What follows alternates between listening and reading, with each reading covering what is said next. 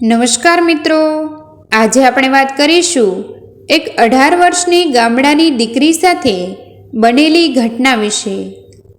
જેતપુરની બજારમાં એક સાડીની દુકાન બહાર રાધિકા આકુળ વ્યાકુળ બનીને એનો થેલો ફંફોસવા લાગી।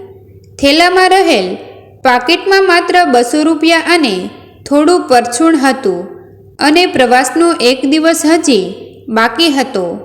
એણે મનોમન ગણતરી કરી જોતા ખ્યાલ આવ્યો કે 500 રૂપિયા ઓછા છે।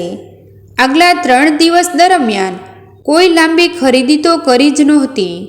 પપ્પા જયરામભાઈ માટે 200 રૂપિયાનો જભ્ભો, નાના ભાઈ ગૌરવ માટે 150 રૂપિયાનું ટી શર્ટ, મમ્મી લક્ષ્મીબેન અને પોતાના માટે પીન બોરિયા તેમજ બંગડીમાં 150 રૂપિયાનો ખર્ચ, સરવાળો 500 રૂપિયા થતો હતો। એ પ્રવાસે નીકળતી વખતે માંડ 1300 રૂપિયા ઘેરથી લઈને આવી હતી। અત્યાર સુધીના પ્રવાસમાં બહારનો નાસ્તો તો દૂરની વાત રહી, પરંતુ પાણીના પાઉચ સિવાય બીજો કોઈ ખર્ચ એણે નહોતો કર્યો। પ્રવાસમાં 2 ટાઈમ જમવાનું અને સવારે ચા નાસ્તો મળી જ રહેતો હતો, પછી બીજું શું જોઈએ? હા, એની પાસે ઘેરથી લાવેલ નાસ્તાનો ડબ્બો પણ હતો જ। BScના 3જા વર્ષમાં અભ્યાસ કરતી રાધિકા વિશે એના વર્ગના મોટા ભાગના સહાધ્યઓને ખબર હતી કે એ એક સાવ સાધારણ કુટુંબની છોકરી છે। વતનના ગામથી આવજા કરીને અભ્યાસ કરતી રાધિકાને કોઈ મોટું મિત્ર વર્તુળ નહોતું। એને તો એ ભલીને એનો અભ્યાસ ભલો, અને એટલે તો એ અભ્યાસમાં એકદમ પારંગત હતી। અંગ્રેજી ભાષા પરનું એનું પ્રભુત્વ તો છક કરી દે એવું। એટલે જ કદાચ એને 5-6 બહેનપણીઓ જરૂર હતી કે જે ક્યારેક અતિ આગ્રહ કરીને ચા નાસ્તા માટે એને હોટેલમાં ખેંચી જતી। સામાન્ય આર્થિક પરિસ્થિતિવાળા કુટુંબમાં ઉછરેલી યુવતી રાધિકાને ભગવાને ખોબલે ખોબલે રૂપ આપ્યું હતું। સમપ્રમાણ ઊંચાઈ, ઘાટીલું શરીર અને ગાલે પડતા ખંજન કોઈ પણ જાતની ટાપટીપ વગરની રાધિકાના રૂપને ઓર નિખાર આપતા હતા। કોલેજના કેટલાક છેલબટાઉ યુવકો રાધિકા પાછળ મધલાળ પાડતા હતા, પરંતુ રાધિકા પોતાની મર્યાદા બરાબરની સમજતી હતી। વિહવળ બનીને વારંવાર થેલો ફંફોસતી રાધિકાને જોઈને એની સાથેની યુવતીઓએ એને પૂછ્યું, શું વાત છે રાધિકા? 500 રૂપિયા મળતા નથી, કોણ જાણે ક્યાં ગયા? આ પાકીટમાં જ હતા, પરંતુ અત્યારે પાકીટમાં માત્ર 200 રૂપિયા છે, 500ની નોટ નથી। દયામણી નજરે રાધિકા બોલી। સહાધ્યાયી અને બહેનપણીઓનો દાવો કરતી એ 5-6 યુવતીઓ એકબીજા સામે તાકવા લાગી। એમને તો એમ જ હતું કે રાધિકા રૂપિયા ખોવાયાનું નાટક કરી રહી છે, એટલે એકેય એટલું પણ ના બોલી કે ચિંતા છોડ રાધિકા, પૈસા અમે આપીશું। ઘણી શોધખોળ પછી પણ 500 રૂપિયાની નોટનો કોઈ અતોપત્તો ન લાગ્યો। રાધિકા એકદમ હતાશ થઈ ગઈ। ક્યાંક પડી ગઈ હશે, ચાલ હવે દુકાનમાં અમારી સાથે, અમારે સાડીઓ ખરીદવી છે કહીને મનોમન રાજી થતી યુવતીઓ એને દુકાનમાં ખેંચી ગઈ। રાધિકા ગુમસુમ બનીને કહેવાતી બહેનપણીઓની ખરીદીને જોતી રહી। 18 વર્ષની રાધિકા પોતાની ઉંમર કરતાંય વધારે સમજણી હતી। એની આર્થિક પરિસ્થિતિએ એને બરાબરની ઘડી હતી। એને કોઈના વિશે કોઈ ફરિયાદ નહોતી। એ પોતાની જાતને નસીબદાર ગણતી હતી। ખેતીમાં ભાગિયા તરીકે રહેતા પિતાજી જયરામભાઈ અને એમને ટેકો કરતી માતા લક્ષ્મીબેન સખત પરિશ્રમ કરીને પોતાને ભણાવી રહ્યા હતા. રાધિકા માટે આટલું પૂરતું હતું.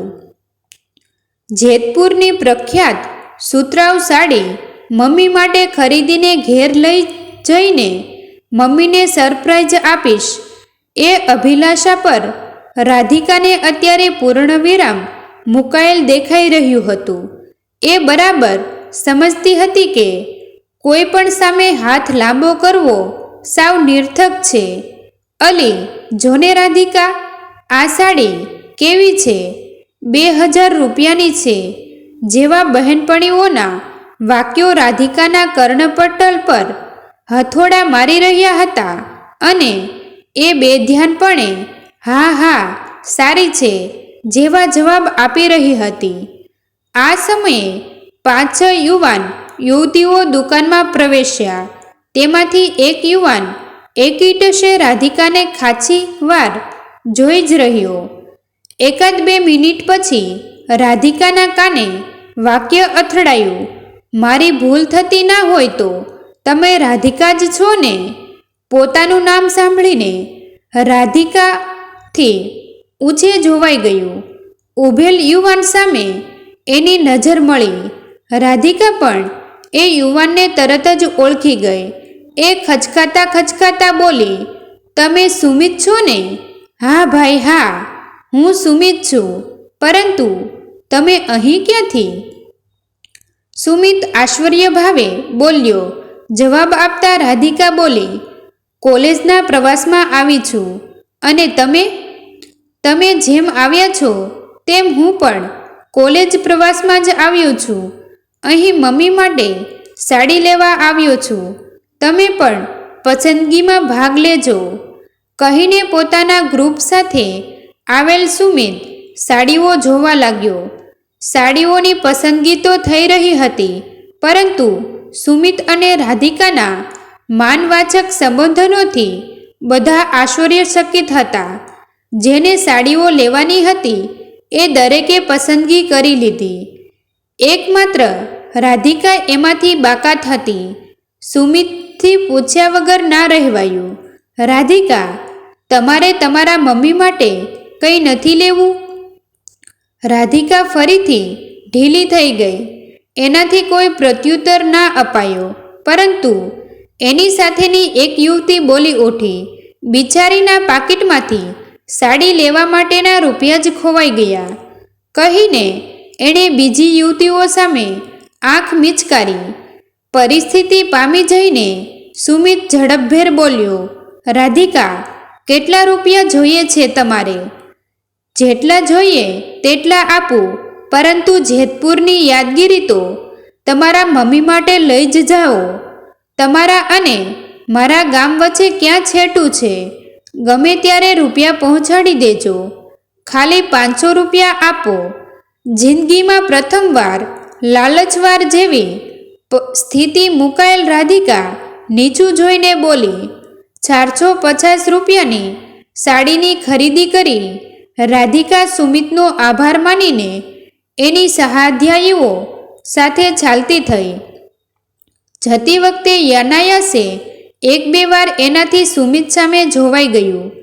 આખરે મારી અભિલાષા સંતોષાઈ ખરી. મમ્મી સાડી જોઈને કેટલી રાજી થશે. ખૂબ ખૂબ આભાર તમારો સુમિત. મનોમન બબડતી રાધિકા ઉતારે પહોંચી ગઈ. એ રાત્રે એને મોડે સુધી ઊંઘ ના આવી. એ વિચારે ચડી ગઈ, રવિવાર અને રજાના દિવસોમાં ગામમાં ઘરકામ કરીને ભેગા કરેલ 2000 રૂપિયા અને એના મમ્મી લક્ષ્મીબેને બીજા 2000 રૂપિયાનો ટેકો કરીને આગ્રહપૂર્વક એને પ્રવાસમાં મોકલી હતી. રાધિકા તો ના કરતી રહી હતી, પરંતુ દીકરી, આપણા નસીબમાં બીજા સુખ તો નથી લખાયા, પરંતુ આ 5 દિવસ ફરી આવ, તને ભૈલાના સોગંદ છે, કહીને રાધિકાને મનાવી લીધી હતી. અરે રે, સુમિતનો ભેટો ના થયો હોત તો મમ્મી માટેની સરપ્રાઈઝનું શું થાત? એ સાથે એના મન પર સુમિત સવાર થઈ ગયો. રાધિકા 12મા ધોરણમાં હતી ત્યારે પરિવારમાં 5મી 6ઠી પેઢીએ થતી એની પિતરાઈ બહેનના લગ્ન લેવાયા હતા. જાન સુમિતના ગામથી આવી હતી અને તેમાં સુમિત પણ હતો. જાનનો ઉતારો રાધિકાના ઘરની પાસેના ઘેર હતો. જાનમાં આવેલ સ્ત્રીઓ ઢોલે રમી રહી હતી. એ વખતે એક ભેંસ ભડકીને પોલો કરતાં કરતાં ભાગીને છાણના છાંટા ત્યાં ઊભેલ સુમિતના શર્ટ પર ઉડ્યા. માત્ર પહેરેલ કપડે આવેલ સુમિત ક્ષોભીલો પડી ગયો. પરિસ્થિતિ પારખીને ત્યાં ઊભેલ રાધિકાએ ત્વરિત સુમિતને કહ્યું, મારે ઘેર આવો, હું તમારું શર્ટ ધોઈ આપું. કોઈ પણ પ્રકારની ઓળખાણ વગરની એક સીધી સાદી છોકરીના આ વાક્યથી સુમિતના જીવમાં જીવ આવ્યો. એ રાધિકાની પાછળ પાછળ એના ઘેર ગયો. રાધિકાએ ખાટલા પર ગોદડું પાથરીને સુમિતને બેસાડ્યો અને પાણી પાયું. રાધિકા ઝડપભેર શર્ટ ધોવા લાગી. જ્યાં જ્યાં સાટા ઉડ્યા હતા એ ભાગ ધોયા. પછી ચૂલો પેટાવીને રાધિકા શર્ટને તપાવવા લાગી. માત્ર અડધો 1 કલાકમાં એ સુમિતને શર્ટ આપતા બોલી, ઘરમાં ઇસ્ત્રીની સગવડ નથી એટલે થોડી વાર લાગી. તમારો ખૂબ ખૂબ આભાર. તમારું નામ શું અને તમે શું કરો છો? સુમિતના આ પ્રશ્નના જવાબમાં રાધિકા બોલી, મારું નામ રાધિકા છે. મારા પપ્પાનું નામ જયરામભાઈ છે. મેં 12મા ધોરણની પરીક્ષા આપી છે. પરિણામ આવવાનું બાકી છે. જે ઘેર તમે જાન લઈને આવ્યા છો તે અરુણા અમારા પરિવારની જ છે. અત્યારે મમ્મી પપ્પા અને ભૈલો માંડવે છે. હું જાનને ઉતારે આવી હતી. દેશી નળિયાવાળું નાનકડું મકાન, લીપણ કરેલું આંગણું અને રૂપરૂપના અંબાર સરખી તરુણીને સુમિત ઘડીભર જોતો જ રહ્યો. છેવટે જતાં જતાં પોતાની ઓળખ આપતા બોલ્યો, મારું નામ સુમિત છે. મારા પપ્પાનું નામ પ્રાગજીભાઈ છે. વરરાજા દૂરના સંબંધે મારે પિતરાઈ ભાઈ થાય છે. કોઈ દિવસ તમારા બહેનના ઘેર આવો તો મારા ઘેર જરૂર આવજો. લગભગ 3 વર્ષે ફરી પાછો આજે સુમિતનો અચાનક ભેટો થઈ ગયો. કેવો સંજોગ! પથારીમાં પડખા ઘસતી રાધિકાને ફરી પાછું યાદ આવ્યું. 1 વર્ષ પહેલાં હું પિયર આવેલ અરુણાને કેવું પૂછી બેઠી હતી, અલી અરુણા, તારી સાસરીના ગામનો પેલો સુમિત, પ્રાગજીભાઈ નામનો છોકરો અત્યારે શું કરે છે? સુમિતભાઈ તો અત્યારે કમ્પ્યુટર એન્જિનિયરિંગમાં છે. એમનું કુટુંબ તો બહુ સુખી છે. એમના મોટા ભાઈ અમદાવાદમાં સિવિલ એન્જિનિયર છે. તેમની પાસે રહીને તેઓ અભ્યાસ કરી રહ્યા છે. અલી, તું આટલું બધું કેમ પૂછી રહી છે? એમની સાથે લગ્ન કરવા છે કે શું? ના રે ના, આ તો તારી જાન લઈને આવ્યા હતા ત્યારે એનું શર્ટ મેં ધોઈ આપ્યું હતું એટલે અમસ્તું જ પૂછ્યું, કહીને રાધિકાએ હકીકત કહી સંભળાવી. આજે તો યનાયાસે જ કેવો ભેટો થઈ ગયો. આખરે મોડી રાત્રે રાધિકાની આંખ મળી. એ રાત્રે સુમિત પણ રાધિકાના વિચારોમાં ખોવાઈ ગયો. જોકે રાધિકાને પામવાનો તલસાટ સુમિતના હૃદયમાં ઘણો વધારે હતો. સુમિતનું કુટુંબ અત્યારે સુખી કુટુંબ કહી શકાય. કુટુંબમાં પિતા પ્રાગજીભાઈ અને માતા ગીતાબેન, મોટો ભાઈ સંજય અને તેની પત્ની સુમિતા. પ્રાગજીભાઈ ગામની જ હાઈસ્કૂલમાં ફરજ બજાવી રહ્યા છે અને નિવૃત્તિના આરે છે. સંજયને અમદાવાદમાં પોતાની ઓફિસ છે અને ખૂબ સારી કમાણી કરી રહ્યો છે. સુમિત ભાઈ ભાભી પાસે રહીને જ અભ્યાસ કરી રહ્યો છે. સંજયની પત્ની સુમિતા MA પાસ અને સુખી પરિવારની દીકરી છે. પરંતુ ખૂબ અભિમાની અને એક નંબરની આળસુ છે. વેકેશન દરમિયાન પ્રાગજીભાઈ અને ગીતાબેન અમદાવાદ આવીને રહે ત્યારે સુમિતાનું મોં સતત ચડેલું રહે છે. બીજા ત્રીજા દિવસે બજારું ખોરાક ઘરમાં હાજર. બહારની ખાણીપીણીથી નહીં ટેવાયેલ ગીતાબેન અને પ્રાગજીભાઈ મનોમન બળીને રાખ થઈ જાય છે. પરંતુ દીકરાની વહુને શું કહેવું? થોડા સલાહ સૂચનામાંય ધોકા જેવો જવાબ મળે ત્યાં શું કહેવું? બિચારા 15 દિવસ રોકાઈને વતનમાં ઉપડી જાય. સુમિતની દશા પણ કંઈ સારી નહીં. દરરોજ કોલેજનો સવારનો સમય, પરંતુ 8:30 ઉઠતી ભાભી શું નાસ્તો કે ભોજન બનાવી આપે. મોટે ભાગે ચા પણ જાતે બનાવીને પી લે બિચારો સુમિત એના મા બાપને અઢળક ચાહતો હતો. હજી તે વતનમાં જાય ત્યારે નાહ્યા પછી ગીતાબેન પાસે જ વાળ ઓળાવતો હતો. એ આજીવન મા બાપને ખુશહાલ જોવા માંગતો હતો. ભાભીની જીવનશૈલી મા બાપને ક્યારે સુખ નહીં આપે એ એણે મનોમન નક્કી કરી લીધું હતું. અને આમે એ ઘરમાં નાનો દીકરો હોવાથી મા બાપ તો તેની સાથે જ રહેવાના ને. ભાભી જેવા સ્વભાવની પત્ની મળી તો. છેલ્લા 1 વર્ષથી આવા જ વિચારોમાં ખોવાયેલ સુમિત અઠવાડિયા પહેલાં વતનમાં ગયો ત્યારે અરુણ ભાભીના ઘેર જઈને પૂછી બેઠો હતો, ભાભી, રાધિકાનો સંબંધ તો હજી નથી થયો ને? નકારમાં જવાબ મળતા કેટલો ખુશ થઈ ગયો હતો. બસ અભ્યાસ પૂરો થતાં જ પપ્પાને માગું નાખવા મોકલી દેવા છે. મને ગળા સુધી વિશ્વાસ છે કે રાધિકા મારા કુટુંબને સર્વ પ્રકારે અનુકૂળ રહેશે. સાધારણ પરિસ્થિતિ પરંતુ સંસ્કારોની મૂડીથી ભરેલી રાધિકા મને સર્વ પ્રકારે સુખી કરશે તે નક્કી જ છે. પરંતુ રાધિકા આ સંબંધને નકારી તો નહીં દે ને? અડધી ઉંમરમાંય સુમિતને પરસેવો વળી ગયો. એ પથારીમાંથી બેઠો થઈ ગયો. એ ઘડીભર બેસી જ રહ્યો, પરંતુ ઊંડી સુધી એને વિશ્વાસ હતો કે રાધિકા ના નહીં જ પાડે. રાધિકાને પામવાનો સુમિતનો તલસાટ વધી ગયો. લગભગ 15 દિવસ પછી પિયરમાં આવેલ અરુણા સાંજના સમયે રાધિકાને ઘેર વધાઈ ખાવા આવી પહોંચીને ધીમેથી બોલી, અલી એ સુમિતભાઈ તો તારા પર ઓળધોળ થઈ ગયા છે. મારે ઘેર આવીને તારા સંબંધ બાબતે પૂછી રહ્યા હતા. તું ઘણી નસીબદાર છે. આ સંબંધને પાછો ના ઠેલવતી. તું ખૂબ સુખી થઈશ. માન્યમાં ના આવતું હોય તેમ રાધિકા અરુણા સામે જોઈ જ રહી. છેવટે એ થોડા લાગણીભીના અવાજે બોલી, ક્યાં મારું કુટુંબ ને ક્યાં એમનું? તું સાચું કહે છે અરુણા?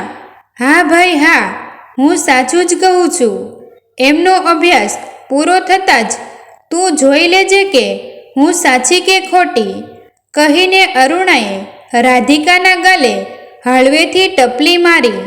બરાબર 1.5 મહિના પછી જયરામભાઈના આંગણે સવારે 9 વાગ્યાના સુમારે એક કાર આવીને ઊભી રહી.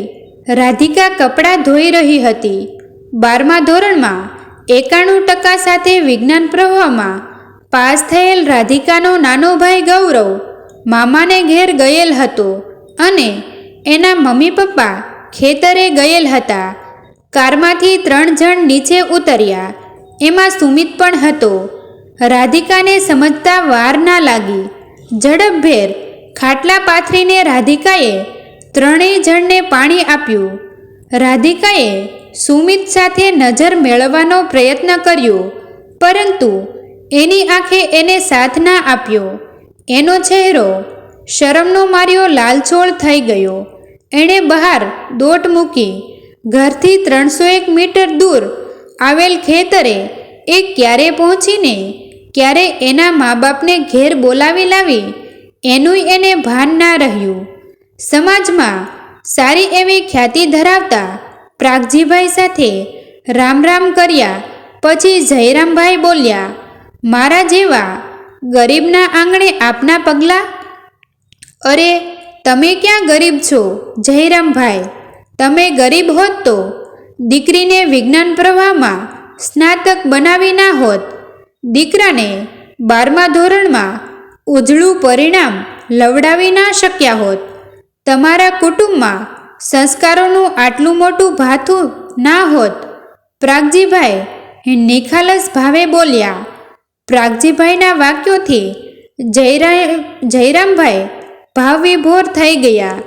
એ બોલ્યા, દીકરી તો એની સ્વ મહેનતથી ભણી છે અને દીકરા પાછળ પણ એણે રાત દિવસ જોયા વગર માર્ગદર્શન આપ્યું છે. ટ્યુશનો 1 રૂપિયો પણ એણે ખર્ચવા દીધો નથી. એના લીધે જ દીકરાનું ઉજળું પરિણામ આવ્યું છે. મારી રાધિકા દીકરી અમારા પરિવારનો સાચો હીરો છે. પ્રાગજીભાઈ તમારા પરિવારનો નહીં પરંતુ આપણા આખા સમાજનો સાચો હીરો છે તમારી દીકરી. એ સાચા હીરાને આજે હું મારા ઘરમાં અજવાળું કરવા મારા આ દીકરા માટે લેવા આવ્યો છું જયરામભાઈ, કહીને પ્રાગજીભાઈએ જયરામભાઈ સામે હાથ જોડ્યા. પ્રાગજીભાઈના છેલ્લા વાક્યોનો અર્થ સમજતા જયરામભાઈને જરાય વાર ના લાગી. તેઓ પ્રાગજીભાઈના જોડાયેલ હાથ પકડીને બોલ્યા, પરંતુ હજી મારી દીકરીને પણ આ બાબતે કશું જ કહ્યું નથી. તો હવે પૂછી લો તમારી દીકરીને આ સંબંધ બાબતે એમનો શું વિચાર છે. પ્રાગજીભાઈએ આટલું વાક્ય પૂરું કર્યું ત્યાં તો છાની કીટલી અને રકાબીઓ સાથે આવી પહોંચેલ રાધિકાના પગ થંભી ગયા. એ છાની કીટલી અને રકાબીઓ જયરામભાઈને પકડાવીને ઝડપભેર ઓરડામાં દોડી ગઈ. સૌને બધું સમજાઈ ગયું.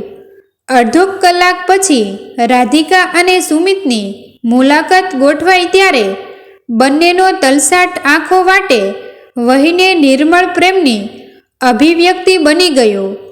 એકબીજાને પામવાનો તલસાટ તો હવે દૂર થઈ ગયો, પરંતુ રાધિકાના હૃદયમાં હજી એક તલસાટ સળવળી રહ્યો હતો, જે જાણે એણે બધાની વચ્ચે કહી સંભળાવ્યો.